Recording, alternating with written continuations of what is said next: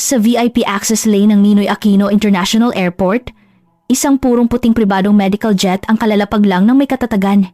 Sa sandaling dahan-dahang bumukas ang pinto ng cabin na may malakas na kalansing, 10-10 mga kasamahan ang dumagsa na parang alon, maingat na inaalalayan ang isang high-tech at customized na wheelchair pababa sa hagdanan. Ang nakaupo sa wheelchair ay ang ikatlong prinsipe ng United Arab Emirates, UAE Royal Family, si Prince Khalid bin Zayed. Sa mga sandaling iyon, wala siyang ekspresyon, parang isang manika. Ang kanyang dalawang binti ay naninigas at hindi gumagalaw, at ang buong katauhan niya ay tila walang buhay na para bang nawalan ng kaluluwa. Sino ang mag-aakala na sa loob lamang ng maikling 45 minuto, ang prinsipe na ito, na hinatulan ng habang buhay na pagkaparalisa ng mga pinakamahuhusay na medical team sa buong mundo, ay makakatayo at makakalakad palabas ng pintuan ng treatment room? Kung makakarating ang balitang ito sa palasyo sa Dubai, tiyak na magkakagulo ang buong royal family. Ang mga medical staff sa airport ay natulala sa kanilang nakita. Sa totoo lang, marami ng malalaking eksena ang nasaksihan sa Pilipinas. Ngunit ang ganitong karangyaan ay ngayon lang nila nakita na nagpabago sa kanilang pananaw. 12 bantay ng royal family na nakasuot ng tradisyonal na puting damit na kandura ang nagpapakita ng kanilang autoridad. 8 medical personnel ang nagtutulak ng iba't ibang high-tech na kagamitan na parang isang mobile ICU. Mayroon ding 3 royal advisor na halatang may mataas na katungkulan at ang kanilang mga seryosong mukha ay tila sila'y dadalo sa isang state funeral. Ang doktor na sumalubong, si Dr. Jose Cruz, ay nakatayo sa gilid at ang kanyang puso ay malakas na kumakabog. Siya ang pinuno ng orthopedics department sa Philippine General Hospital at 30 taon nang nagseserbisyo. Marami na siyang nakitang kakaiba at komplikadong kaso. Ngunit iba ang kasong ito. Ang pasyente ay isang tunay na miyembro ng royal family at malinaw na nakasulat sa medical records. 5 taon na ang nakalipas. Nahulog si Prince Khalid mula sa kanyang kabayo habang naglalaro ng polo na nagdulot ng malubhang pinsala sa kanyang gulugod. Mula noon, hindi na siya muling nakatayo. Nagpunta na siya sa mga pinakamahusay na ospital sa Amerika, United Kingdom, Switzerland at Germany. Ang konklusyon ay iisa. Sobrang tindi ng pinsala sa nerbiyos at habang buhay na siyang aasa sa wheelchair. Dr. Cruz, narito na po ang lahat ng resulta ng pagsusuri sa pasyente, sabi ng kanyang assistant na si Maria habang inaabot ang isang napakakapal na folder na puno ng mga imahe at report. Ang mga MRI films pa lang ay umabot na sa mahigit 100 piraso. Kinuha ito ni Dr. Cruz, binuklat at lalong kumunot ang kanyang noo. Ang ika-4 at ika-5 bahagi ng kanyang lumbar spine ay malubhang napinsala at nagbago ng hugis. Ang mga nerbiyos ay sobrang naipit at ang mga kalamnan muscles ay nanghina na ng husto. Talagang napakalubha ng kondisyon. Ngunit bigla niyang napansin ang isang mahalagang punto. Lahat ng ulat mula sa kanluran ay nakatuon lamang sa mga buto ng gulugod. Halos hindi binigyan ng pansin ang kondisyon ng mga nakapalibot na soft tissues at ang daloy ng enerhiya sa katawan. Kawili-wili, bulong ni Dr. Cruz. Ang mga dayuhang doktor na ito ay magagaling sa teknolohiya, ngunit masyadong makitid ang kanilang pag-iisip. Nakatuon lang sila sa mga buto at nerbiyos at kinalimutan na ang katawan ng tao ay isang buong sistema. Ang convoy ay marangyang bumiyahe patungo sa PGH. Ang mga tao sa daan ay napapatingin sa mga kalsada ng Maynila. Ang mga jeepney, kotse at bus ay nagsisiksikan na parang isang malaking kaldero ng halo-halo. Ang amoy ng pandesal, tapsilog at kape ay nagmumula sa mga kalapit na karinderya. Sa labas ng isang convenience store, ilang mga estudyante na nakaunipormeng pang high school ang nag-uusap tungkol sa huling esports tournament. Para kay Prince Khalid, ang ganitong eksena ay mula sa ibang mundo. Mula sa loob ng sasakyan, nakatingin siya sa labas na may blankong mga mata na para bang nawalan ng kaluluwa. 5 taon, mahigit 1,800 na araw. Mula sa isang masiglang prinsipe na mahilig mga bayo at magpolo, naging isa siyang taong inutil na umaasa sa iba. Ang pinakamahuhusay na medical team sa palasyo sa Dubai ay 24 oras na nakabantay sa kanya.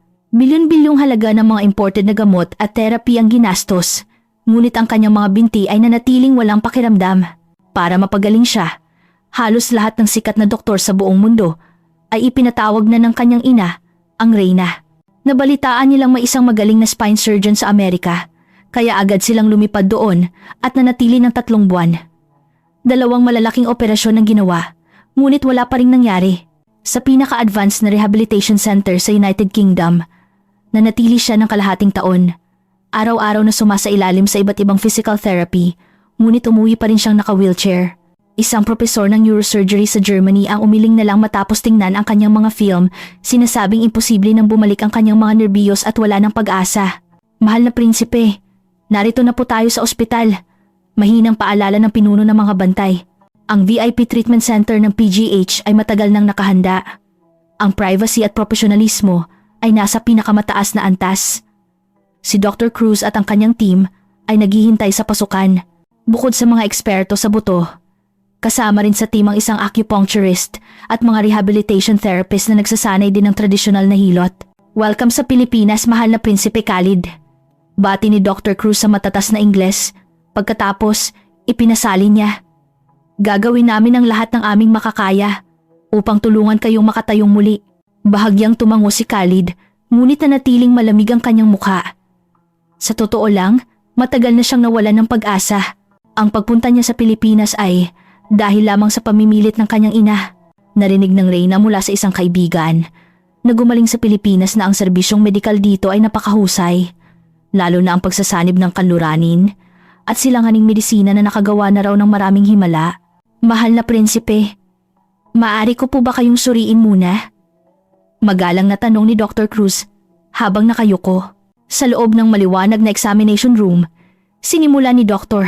Cruz na suriin ang mabuti ang mga binti ni Khalid. Ang kanyang pamamaraan ay kakaiba. Hindi lang niya pinipindot at sinusubok ang mga reflex. Sinusundan din niya ang mga partikular na linya ng nerbiyos at kalamnan. Dahan-dahang kinakapa. Ito ang kanyang natatanging paraan ng pagsusuri na binuo mula sa 30 taong karanasan sa klinika at kaalaman sa tradisyonal na paghilot. Sa pamamagitan ng kanyang mga daliri, nararamdaman niya ang tensyon sa kalamnan, ang mga bara sa daluyan ng enerhiya at ang sirkulasyon ng dugo. Doc, may bago po ba kayong nakita? Pabulong na tanong ng assistant na si Maria. Hindi agad sumagot si Dr. Cruz. Patuloy lang siyang nakayuko at seryosong nagsusuri. Biglang huminto ang kanyang mga daliri sa isang partikular na punto sa baywang ni Khalid. Dahan-dahan niya itong pinindot ng ilang beses at biglang nagliwanag ang kanyang mga mata, gaya ng inaasahan ko. Tumayo siya at sinabi sa kanyang team, "Mga kasama, napaka-interesante ng kasong ito. Malubha nga ang structural damage sa gulugod, ngunit hindi iyon ang pangunahing problema. Ang tunay na issue ay ang matagal ng paninigas ng mga kalamnan chronic muscle spasms na siyang patuloy na umiipit sa mga nerbiyos. Dagdag pa rito ang mga bara sa daluyan ng dugo at enerhiya, kaya siya tuluyang nawalan ng pakiramdam. Kung gayon, ano po ang susunod nating gagawin?" Hindi napigilang itanong ng batang resident doctor na si Kaloy.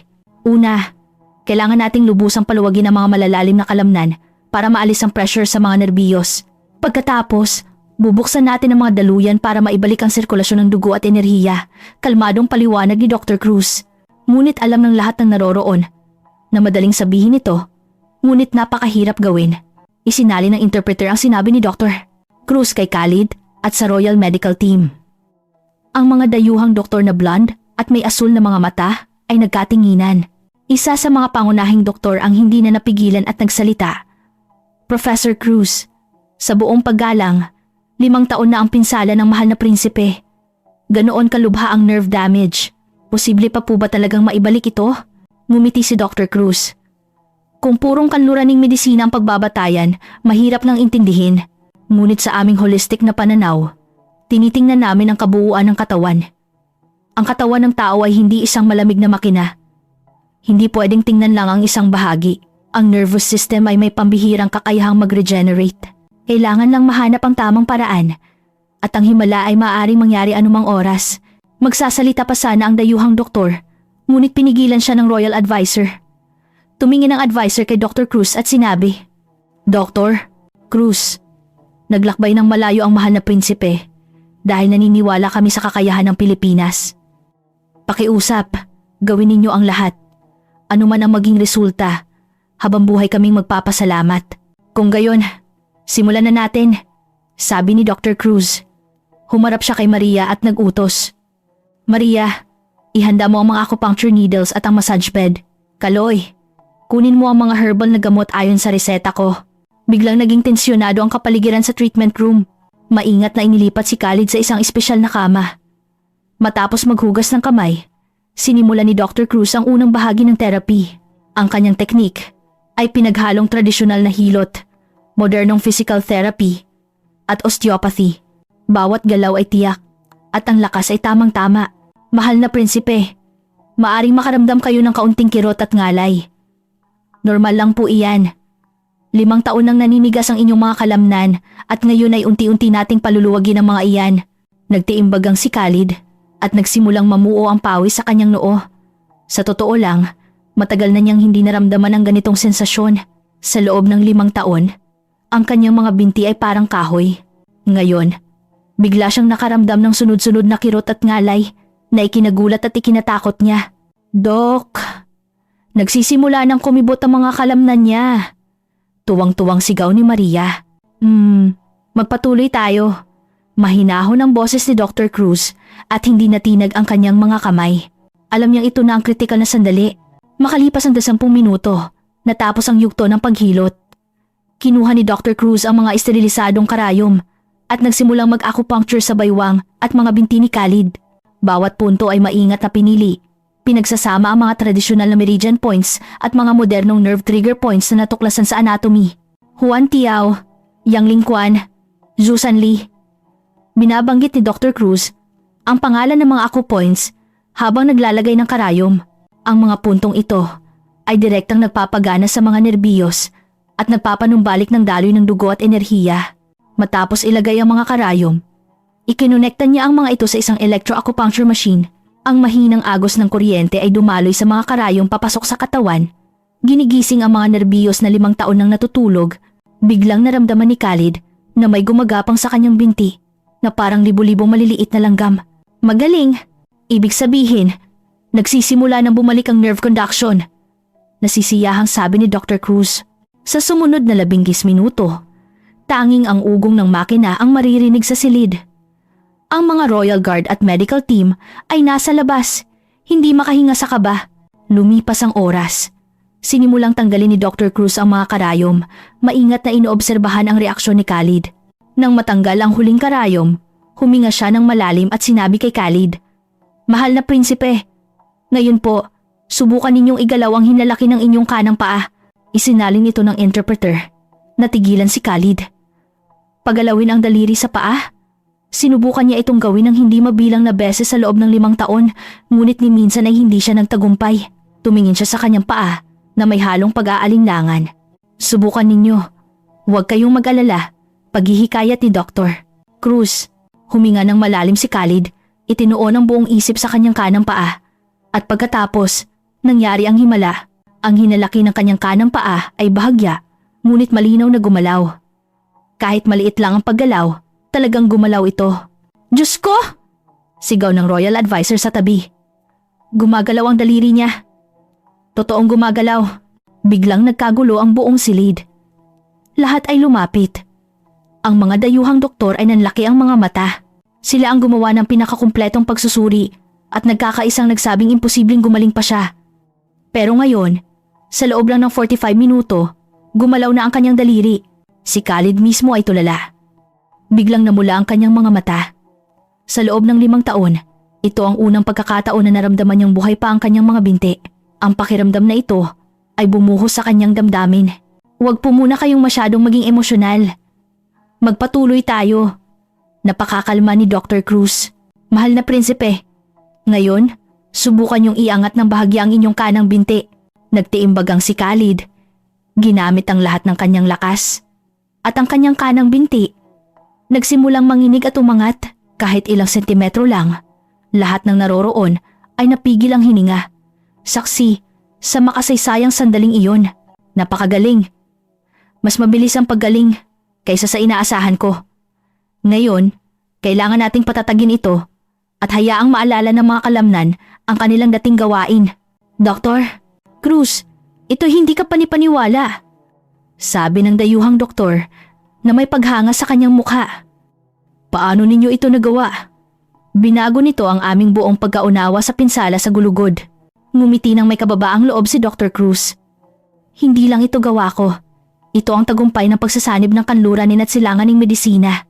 Ang kanluraning medisina ay magaling sa tumpak na pagsusuri, habang ang tradisyonal na pamamaraan naman ay magaling sa pagtingin sa kabuuan at pagpapagana sa likas na kakayahan ng katawan na magpagaling. Kapag pinagsama ang dalawa, doon nangyayari ang mga imposible. Ano po ang susunod? Makakatayo na po ba ang mahal na prinsipe? Sabik na tanong ng royal advisor. Sa teorya, posible. Ngunit kailangan natin ng tulong mula sa ilang kagamitan. Kaloy, dalhin mo rito ang walker. Maria, tulungan mo ang mahal na prinsipe na umupo. Sa tulong ng lahat, dahan-dahang nakaupo si Khalid. Para sa kanya, ito ay isang malaking tagumpay na. Tumingin siya sa kanyang mga binti at nagsimulang tumulo ang kanyang mga luha. Isang 35 taong gulang na prinsipe. Ngunit sa sandaling ito, para siyang isang bata. Mahal na prinsipe, sulit po ang inyong mga luha, sabi ni Dr. Cruz habang tinatapik ang kanyang balikat. Pero hindi pa ito ang oras para magdiwang. Kailangan nating tulungan kayong tuluyang makatayo at makalakad. Dinala ang walker. Si Dr. Cruz at 2 therapist ang maingat na umalalay sa kanya. Dahan-dahan lang. Ilagay muna ang bigat sa walker. Gamitin ng bahagya ang lakas ng inyong mga binti. Nanginig ang mga binti ni Khalid na parang dahon sa hangin. 5 taon nang hindi nagagamit, kaya't ang mga kalamnan ay sobrang nanghina. Ngunit ramdam na ramdam niya na ginagamit niya ang kanyang lakas para suportahan ang sariling bigat. Ang pakiramdam na ito ay napakasarap. Sige. Ngayon, subukang ihakbang ang kanang paa. Kahit maliit na hakbang lang, ang kanang paa ay tunay na umangat. Humakbang ito ng mga 10 sentimetro at pagkatapos ay matatag na lumapag. Kahit na parang robot ang kanyang galaw, ito ay isang tunay na hakbang. Yes! Napatalon sa tuwa si Maria. Ngayon, ang kaliwang paa ay umangat din, humakbang at lumapag. Ganoon nga, hakbang-hakbang na sumulong si Khalid. Bawat hakbang ay tila ginagamit ang lahat ng kanyang lakas. Bawat hakbang ay nagdulot ng matinding pawis. Ngunit bawat hakbang ay isang himala. Nang marating niya ang pintuan ng treatment room, ang 12 bantay na nakakandura na naghihintay sa labas ay natulala. Ilang taon na nilang sinamahan ng prinsipe. Mula sa kanyang kasiglahan hanggang sa kanyang lubos na kawalan ng pag-asa. Hindi nila pinangarap na makikita pa nila ang eksenang ito. Allahu Akbar, God is great. Napaluhod ang pinuno ng mga bantay at umagos ang kanyang mga luha. Ito ay biyaya mula sa Diyos. Ang iba pang mga bantay ay sabay-sabay ding napaluhod at ang pasilyo ay napuno ng kanilang mga pasasalamat at panalangin. Nakatayo si Khalid sa may pinto, hawak ang walker. Pinapanood ang kanyang matitipunong mga bantay na umiiyak. Siya mismo ay lumuluha na rin. Hindi ito biyaya mula sa Diyos lamang. Ito ay biyaya mula sa mga Pilipinong doktor. Dr. Cruz, kayo ang anghel na ipinadala ng Diyos para iligtas ako. Agad itong isinalin para kay Dr. Cruz na dali-daling iwinagayway ang kanyang kamay. Naku, mahal na prinsipe, huwag po ninyo akong purihin ng ganyan. Ginagawa ko lang po ang trabaho ko bilang doktor. At saka, nagsisimula pa lang po ang inyong paggaling. Marami pa tayong gagawin araw-araw. Doktor, kahit gaano pa katagal, hindi na ako babalik sa Dubai. Sabi ni Khalid na may determinasyon sa kanyang mga mata. Gusto kong tuluyang makatayo. Gusto kong makalakad ng mag-isa. Ang balita ay kumalat na parang apoy pabalik sa Dubai. Nagulantang ang buong royal family. Nang marinig ito ng ina ni Khalid, humagulgol siya at agad nagpa siyang sumakay ng pribadong eroplano papuntang Pilipinas para personal na makita ang kanyang anak na muling tumatayo. Ang kanyang ama naman, ang hari, ay mas OA pa. Agad niyang ipinatawag ang lahat ng matataas na opisyal ng palasyo para sa isang pulong at inanunsyo na bibigyan niya ng malaking pabuya ang medical team sa Pilipinas at magkakaroon ng malalim na medical partnership sa pagitan ng dalawang bansa. Kahit hindi ito lumabas sa balita, kumalat na ito sa medical community ng Pilipinas. Ang direktor ng PGH mismo ang nag-imbita sa team ni Dr. Cruz sa kanyang opisina para personal silang purihin. Cruz, binigyan ninyo ng malaking karangalan ng medisina ng Pilipinas. Akala ng mga dayuhan ay mahihina ang mga doktor sa Asia. Ngayon, mapipilitan silang manahimik. Ang ating teknolohiyang medikal ay tunay na world class. Nagpakumbaba si Dr. Cruz. Direktor, sobra naman po iyan. Hindi lang po ito gawa ko. Ang buong team, ang aming acupuncturist, ang aming mga therapist, lahat sila ay nagbuhos ng kanilang lakas. Ang tagumpay na ito ang pinakamatibay na patunay ng bisa ng pinagsamang medisina. Namula ang mukha ng direktor sa tuwa. Tama! Ang pagsasanib ng dalawang kaalaman. Ito ang ating natatanging alas. Alam mo ba? Ilang mga top-tier international hospitals na ang nagpapadala ng mensahe. Gustong kopyahin ang ating ginawa. Sa mga sumunod na araw, si Khalid ay araw-araw na nagpupunta sa PGH. Sa umaga, acupuncture at hilot. Sa hapon, physical therapy. Sa gabi, umiinom siya ng espesyal na herbal na sabaw. Gumawa si Dr. Cruz ng isang kumpletong rehabilitation plan para sa kanya. Bawat hakbang ay maingat na kinalkula. Sa panahong ito, unti-unting nakilala ni Khalid ang Pilipinas. Dati, ang tingin niya rito ay isang maliit na isla lang sa Asia. Ngayon lang niya nalaman na ang lugar na ito ay sobrang moderno at maunlad, malayo sa kanyang inaakala. Dr. Cruz, ang galing po talaga ng medical system ng Pilipinas, sabi ni Khalid isang araw matapos ang therapy. Nakatira rin ako sa mga pinakamagagaling na ospital sa Europa at Amerika. Magagara ang mga gamit nila, pero parang ang lalamig ng mga tao. Walang personal na ugnayan. Dito sa inyo, iba. Hindi lang ang binti ko ang ginagamot ninyo. Tinitingnan ninyo ako bilang isang buong tao. Iyan po ang aming tatakang malasakit. Ang pasyente ay hindi isang piyesa lang ng makina. Kailangan gamutin ang buong pagkatao. Paliwanag ni Dr. Cruz. Bukod pa riyan, mayroon tayong universal healthcare. Kahit na pribado ang kaso ninyo, ang sistemang ito ay humubog sa aming mga health workers na maging masigasig sa bawat pasyente. Universal healthcare? Nagtatakang tanong ni Khalid. Opo. Mula bata hanggang matanda, kapag nagkasakit, pumupunta lang sa ospital. Hindi nagiging hadlang ang pera sa pagpapagamot. Dagdag ni Maria. Maaaring hindi kami ang pinakamayaman, pero ang aming serbisyong medikal at edukasyon ay mga bagay na ipinagmamalaki namin. Napaisip ng malalim si Khalid. Sa Dubai, ang mga maharlika ay nakakatamasa ng pinakamahusay na serbisyong medikal sa buong mundo, ngunit malayo ang agwat nito sa natatanggap ng mga ordinaryong mamamayan. Ang Pilipinas, isang maliit na bansa, ay nagawang magkaroon ng healthcare para sa lahat. Napakagaling. Sa ikatlong araw, kitang-kita na ang pag-unlad ni Khalid. Hindi na niya kailangan ng walker. Sapat na ang bahagyang alalay para makalakad siya ng dahan-dahan. Ang lakas sa kanyang mga binti ay mabilis na bumabalik. Mahal na prinsipe, ngayon, subukan nating maglakad ng mag-isa.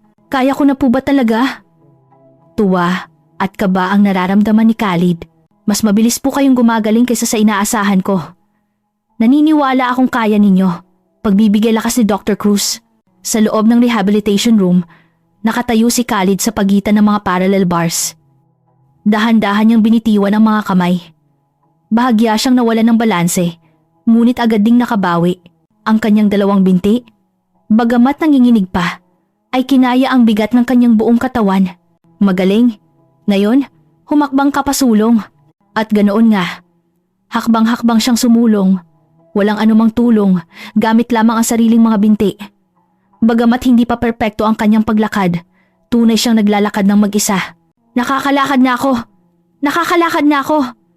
Sigaw ni Khalid at muling tumulo ang kanyang mga luha. Ang mga nurse at doktor sa paligid ay pumalakpak at nagsigawan.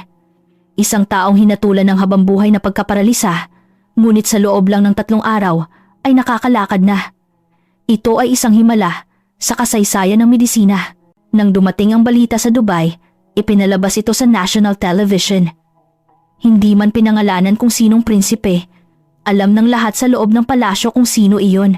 Ang ina ni Khalid ay hindi na mapakali at agad lumipad papuntang Pilipinas kasama ang ilang matataas na opisyal.